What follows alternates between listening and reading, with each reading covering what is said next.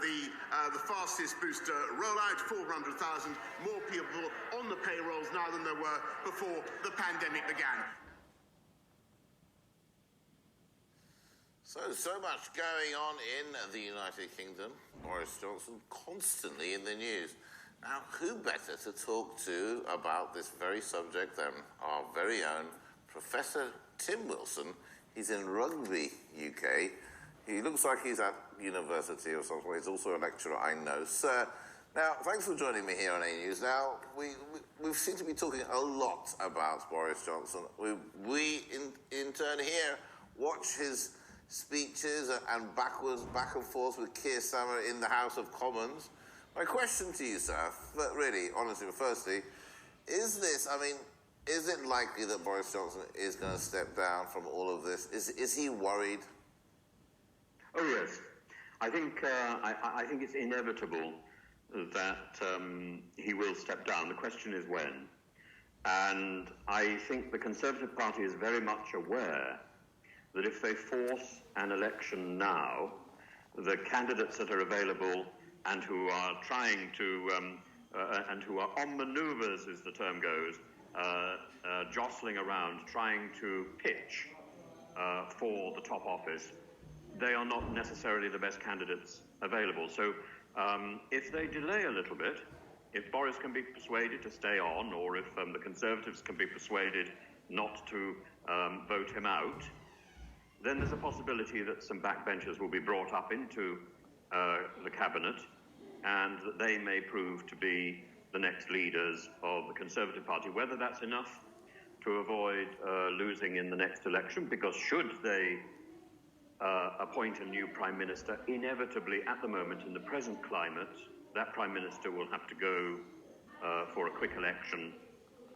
to secure his or her mandate.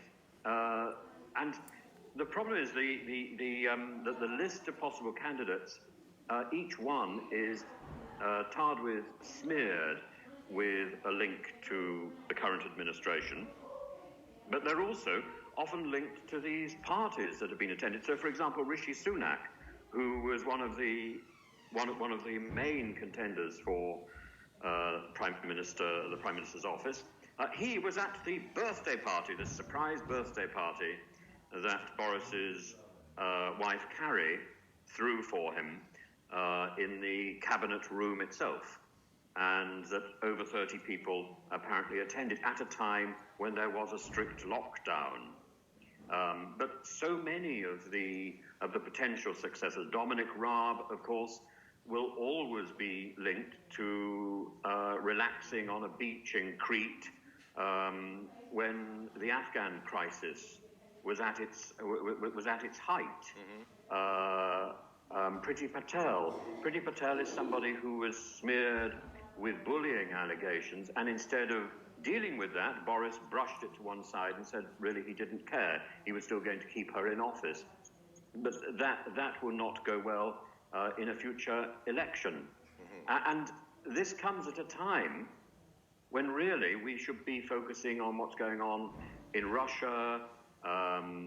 There are so many more important things than scurrilous parties, but the scurrilous parties have taken over the machinery of government, and Boris cannot move. Now, that said, his performance at Prime Minister's Questions on Wednesday was excellent.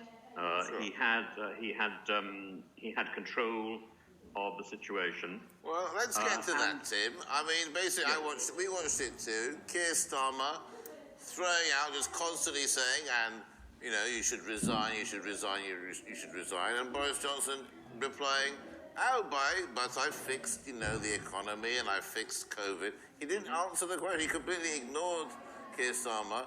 I guess that's the norm. That's the norm, is it? That is the norm, yes.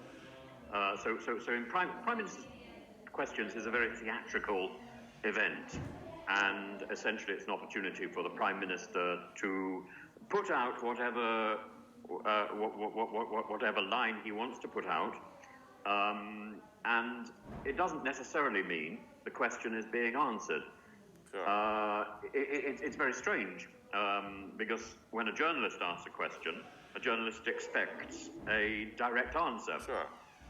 In Parliament, part of the purpose of Prime Minister's questions is to rally one's own troops, and he did that superbly on Wednesday. And the Labour Party was left chanting the same thing again and again. There was one Labour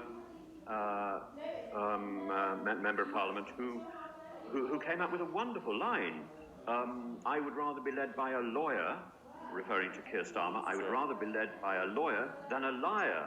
And of course, in the rules of the British Parliament, you aren't allowed to claim that one of the opposition, the government or the other side is a liar. This is an illegitimate phrase. So he then has to withdraw that phrase, and the question then fizzles into nothingness. And Boris was able to say in each case, at one point he said, Keir Starmer, you are a lawyer. You know I cannot comment on the investigation being pursued by Sue Gray. So this is a convenient line for him. But, of course, he cannot comment, number one. Can he not? He chooses not to comment. Well, he chooses not. Well, he kept saying to Mr. Speaker, you know I cannot comment. Can he not comment? Well, he could comment, but he's taking the view that this is a legal issue now, and in some ways it is. It's now been handed over to the police as well. Sue Gray, we understand she has actually finished her document. But whether she's actually handed it in, Number 10 is claiming at the moment she hasn't.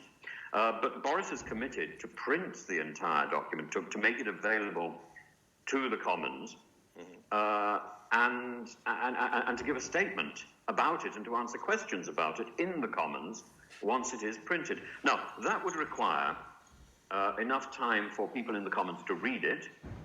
It would require people to be present in the Commons. And on a Friday, traditionally, this is the day when members of Parliament go to their constituency offices and do constituency work. So on a Friday, there isn't a lot of work that's going on in the House of Commons itself. So we won't expect to hear anything today. We might expect to hear something on Monday. Okay. Let me ask you a question. I mean, you know, I do this newspaper program in the daytime. Whenever I get the newspapers in the morning, I've got the Guardian, the Telegraph, the Express, and whatnot. You've been a guest on it before, I know. But it seems to be, this has been going on for about 2 weeks now, nothing but Partygate. How the public sees it? I mean, are they just like completely numb to it all now, or do people follow it on a day-to-day? Is it selling newspapers? Do people still care? I think people do still care, but also the reporting has been brilliant. So, for example, yesterday, there was another story that came up which paints Boris in a very bad light, the story about Pen Farthing. You may recall Pen Farthing was this man, ex-soldier in Afghanistan, who ran a centre for abandoned animals. And he had 150 animals and a staff of 68 Afghan helpers, some of whom were training as vets, some of whom were veterinary nurses, and all of whom needed to get out of the country. Now, he had very good PR, and he appealed for help at the highest level. Boris said that he didn't intervene, but there appears to be written testimony that he did. And this, of course, again paints a picture that Boris has a very strange relationship with literal truth. And in the Commons, in response to this allegation, he went on about how the British had evacuated 15,000 people from Afghanistan.